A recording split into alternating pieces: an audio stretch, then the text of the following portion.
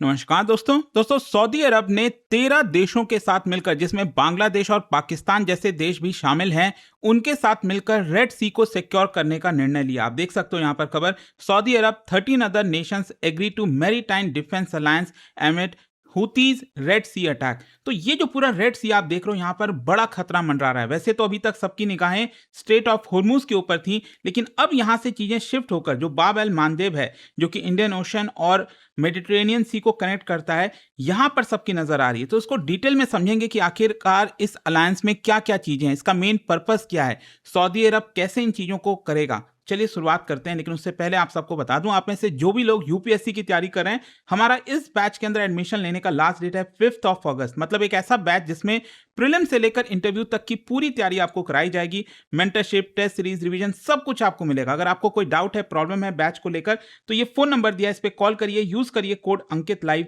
Maximum discount के लिए। चलिए शुरुआत करते हैं। सबसे पहले देखते हैं कि हुआ क्या है। देखिए, सऊदी अरब ने लॉन्च किया है, इनफैक्ट क्रिएट किया है मल्टीनेशनल मैरीटाइम डिफेंस कोलिशन। तो मान लीजिए आपके एग्जाम में आता है अगर इस तरह की चीजें कि recently multinational maritime defence coalition, ये किस चीज से रिलेटेड है, तो ध्यान रखिएगा।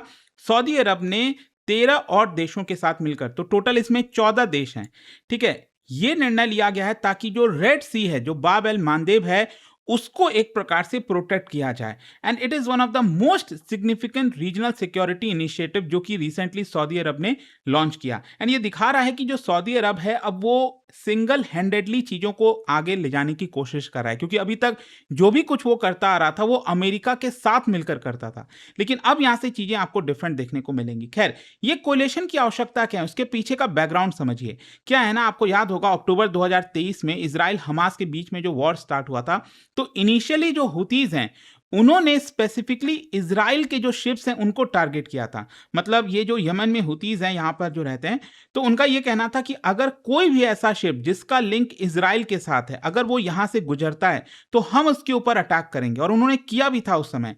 फिर क्या है कि धीरे धीरे हुतीज ने कहा कि नहीं, अब हम जितने भी वेस्टर्न कंट्रीज से रिलेटेड शिप हैं उनके ऊपर भी अटैक करेंगे, और ये पूरा मामला चेंज हो गया। अभी रिसेंटली 2026 में जो यूएस ईरान का वॉर स्टार्ट हुआ, उसमें यहां पर हुतीज ने यह कह दिया कि हम सऊदी अरब के ऊपर ब्लॉकेड लगा रहे हैं। इसका मतलब यह है कि जो भी शिप यहां से गुजरेगी, अगर वो सऊदी अरब से रिलेटेड है, तो हम उसके ऊपर अटैक करेंगे, हम उसको वहां से पास नहीं होने देंगे। और आप सोच के देखो, ये जो हम एरिया की बात कर रहे हैं, दैट इज बाब एल मांदेब, ये स्ट्रेट है, ये गल्फ ऑफ एडन हो गया आपका, और ये कनेक्ट करता है आपका रेड सी से। मतलब ये पूरा का पूरा रीजन डिस्टर्बेंस के मोड में आ जाएगा। मतलब ऑलरेडी पूरी दुनिया स्ट्रेट ऑफ हॉर्मुज से परेशान थी, अब ये इसकी वजह से और ज्यादा दिक्कतें हो जाती। अच्छा, रेड सी स्ट्रैटेजिकली इतना इंपॉर्टेंट क्यों है?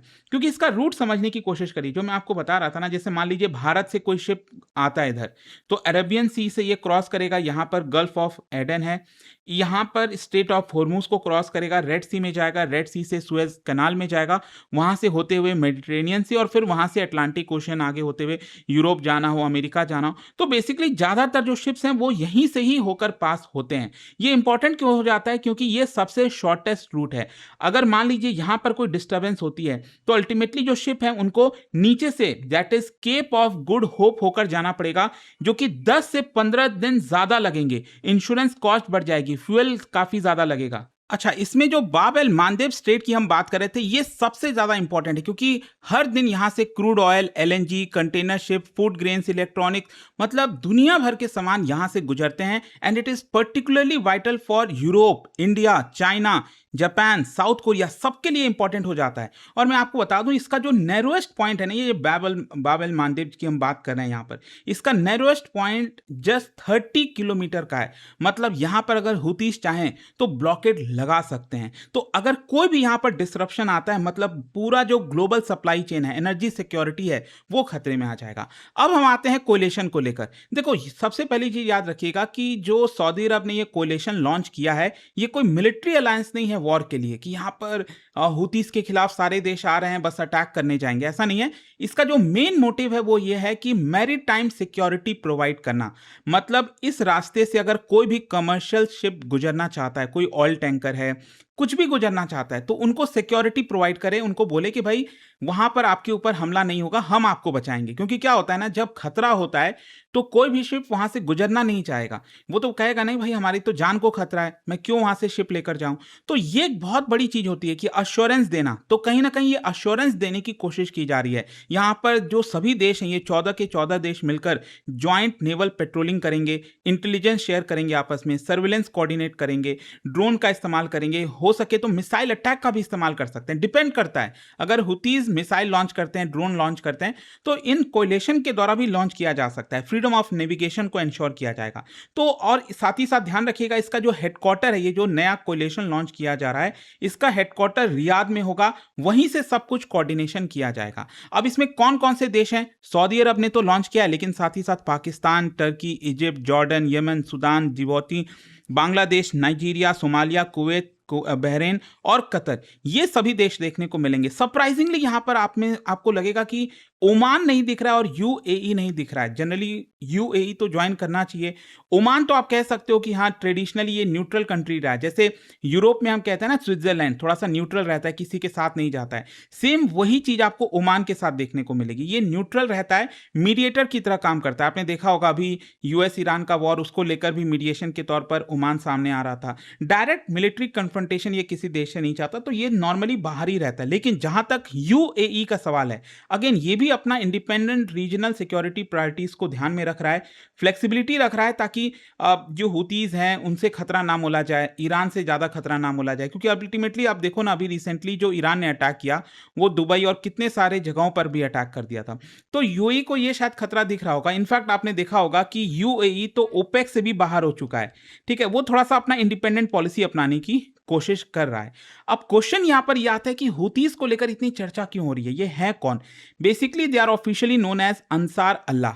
इनका ओरिजिन 1990s में होता है। और जो यमन का ऊपर वाला नदन साइड मैंने अभी आपको दिखाया था ना, यहां पर यमन का ये वाला जो पार्ट है, जनरली यहां पर देखने को मिलेगा। इनफैक्ट यमन की जो कैपिटल है सना, उसको भी इन्होंने यहां पर कैप्चर करके रखा हुआ है। एंड ये इनिशियली लॉन्च हुआ था as a social religious movement, लेकिन आगे चलकर पॉलिटिकल मूवमेंट के तौर पर देखने लगा, आर्म्ड मिलिशिया के तौर पर ये बन गए और डी फैक्टो रूलर बन गए नॉर्थ वेस्टर्न यमन के अंदर।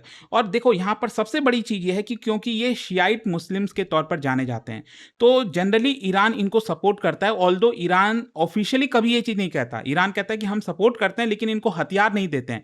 लेकिन एक्चुअल में अगर आप देखोगे, जितने भी इंटेलिजेंस से रिपोर्ट आई है, ईरान लगातार इनको हथियार देता है, ड्रोन सप्लाई करता है, लगातार सपोर्ट करता रहता है। जैसे हिजबुल्ला, हमास, उनको सपोर्ट करता है। सेम यहां पर वो चीज देखने को मिलेगी। अब क्वेश्चन ये है कि हुतीज कैसे शिप को अटैक कर रहे हैं, मतलब हुतीज यहां पर प्रॉब्लम कैसे क्रिएट कर रहे हैं। एक तो हुतीज के पास बैलिस्टिक मिसाइल है, उसको लॉन्च कर देते हैं, क्रूज मिसाइल है, ड्रोन्स अटैक है, अनमैन्ड बोट्स है एक्सप्लोसिव, ताकि उसको लॉन्च करके सामने वाला जो शिप है वहां पर अटैक किया जाए। नेवल माइंस ये लोग बिछा सकते हैं। तो ये कई तरह की चीजें आपको देखने को मिलेंगी हुतीज के पास हैं, जिसके माध्यम से ये अलग अलग शिप के ऊपर अटैक कर देते हैं। अब क्वेश्चन ये आता है कि सऊदी अरब यहां से लीड क्यों कर रहा है? देखो, क्योंकि ये भी काफी सरप्राइजिंग है। अभी तक क्या होता था कि सऊदी अरब जनरली यूएस के ऊपर ही डिपेंड रहता था, यूएस की जो सिक्योरिटी गारंटी है उसके ऊपर रिलाई करता था, और साथ ही साथ जो अपनी खुद की टेरिटरी है उसी के ऊपर फोकस करता था कि हम अपनी टेरिटरी को फोकस करेंगे, बाकी हमको और ज्यादा किसी देश से लेना देना नहीं है। लेकिन अब यहां पर वो खुद सिक्योरिटी इनिशिएटिव को लॉन्च करना चाहता है, लीड करना चाहता है। जो ऑयल एक्सपोर्ट है रेड सी के थ्रू, उसको प्रोटेक्ट करना चाहता है, स्ट्रैटेजिक ऑटोनॉमी डेमोन्स्ट्रेट करने की कोशिश कर रहा है, और साथ ही साथ जो मुस्लिम मेजॉरिटी कंट्रीज हैं उनको एक साथ लाने की कोशिश कर रहा है। और ये अभी रिसेंटली आपने देखा भी होगा कि यूएस के साथ मिलकर सऊदी अरब ने इराक में स्ट्राइक लॉन्च की थी। तो ये सरप्राइजिंगली पिछले कुछ दिनों से चेंज हो रहा है, जियोपॉलिटिक्स में बड़ा बदलाव हो रहा है मिडिल ईस्ट में, कि सऊदी अरब में काफी हद तक इस वॉर में आ चुका है। अगर यहां पर ईरान और कुछ हरकतें करता है, सऊदी अरब के ऊपर अटैक करता है, तो सऊदी अरब हिचकेगा नहीं, वो भी डायरेक्टली अब ईरान के ऊपर अटैक करने लगेगा। ये साफ साफ यहां पर दिख रहा है। अच्छा, यहां पर क्वेश्चन ये है कि अभी तक जितने भी नेवल ऑपरेशंस किए गए रेड सी को सिक्योर करने के लिए, उससे ये वाला कैसे डिफरेंट है? देखो, मैं आपको बता दूं, 2023 में भी यूएस ने लॉन्च किया था, that is operation prosperity guardian, और उसमें भी कोशिश यही था कि जो हुतीज का अटैक है उसको रोका जाए। फिर यूरोपियन यूनियन ने भी यहां पर ऑपरेशन लॉन्च किया ताकि एक डिफेंसिव एक आप कह सकते हैं कि नेवल मिशन था ताकि शिप्स को प्रोटेक्ट किया जाए। इनफैक्ट आपने देखा होगा स्ट्रेट ऑफ हॉर्मुज़ को लेकर भी प्रोटेक्ट करने के लिए कोलिशन बनाया गया और अब यहाँ पर सऊदी ने ये कोलिशन बनाया है और यहाँ पर मेनली अगर आप देखोगे तो वेस्ट एशिया से, अफ्रीका से, एशियन कंट्रीज से ये सभी देश देखने को मिलेंगे। मतलब एक बड़ा अरेंजमेंट किया गया है सऊदी अरब के द्वारा ताकि हुतीज को रोका जाए। अब देखो इसका इकोनॉमिक इंप्लीकेशन होगा, अगर शिपिंग डिसरप्ट होती है इस पूरे रीजन में, ऑयल के प्राइसेस बढ़ेंगे, जो ट्रांसपोर्टेशन का कॉस्ट है, इन्फ्लेशन बढ़ेगा, ग्लोबल सप्लाई चेन यहाँ पर डिस्टर्ब हो सकता है। लेकिन देखो इस कोलिशन के लिए भी चीज़ें इतनी आसान नहीं होने वाली। यहाँ पर आप समझो ईरान का खतरा है, अगर ये कोलिशन एक साथ मिलकर कुछ भी ऐसे करता है चीज़ें, तो ईरान यहाँ पर रिटेलिएट करने की कोशिश करेगा डायरेक्टली या इनडायरेक्टली। और साथ ही साथ अब ये जो 14 देश हैं कैसे वो आपस में अपनी मिलिट्री कैपेबिलिटीज़ के साथ जो है कोऑर्डिनेट कर पाएंगे, क्योंकि हर एक देश की मिलिट्री कैपेबिलिटीज़ अलग है, कैसे कोऑर्डिनेशन होगा। साथ ही साथ इतने हजारों शिप वहाँ से गुजरते हैं, क्या वो सभी को प्रोटेक्ट कर पाएंगे? बहुत सारे सवाल हैं यहाँ पर, देखना होगा। बट आई होप कि ये जो खबर आ रही थी कि सऊदी अरब ने एक बड़ा अलायंस लॉन्च किया है रेड सी को सिक्योर करने के लिए, वो आई होप आप समझ गए होंगे। और जाने से पहले एक बहुत ही इंटरेस्टिंग क्वेश्चन, क्या बता सकते हो यहाँ पर आपको क्रोनोलॉजिकली अरेंज करना है ये सभी इवेंट, ये 4 इवेंट दिए हुए हैं, इसको क्रोनोलॉजिकली अरेंज करिए। इसका राइट आंसर आप सब जानते हैं, मेरे इंस्टाग्राम पर तो मिलेगा ही, वहां पर अगर आप नहीं, कोई बात नहीं, टेलीग्राम से ले सकते हैं इसका सही उत्तर। और दोस्तों जैसा मैंने आपको बताया, अगर आप यूपीएससी की तैयारी कर रहे हैं, कोई भी बैच चाहते हैं, आपको मेंटरशिप, रिवीजन, टेस्ट सीरीज सब कुछ हमारे बैच के अंदर मिलेगा। इनफैक्ट 18 बुक्स का पूरा सेट आपके घर पर भेजा जाता है। कोई भी अगर आपको डाउट है, प्रॉब्लम है, तो ये फोन नंबर दिया है, इस पे कॉल कर लीजिए, लिंक कमेंट सेक्शन में मिल जाएगा, वहां पर जाकर यूज कर लीजिए कोड अंकित लाइव मैक्सिमम डिस्काउंट के लिए। स्टडी IQ IAS, आपका सिलेक्शन हमारा मिशन।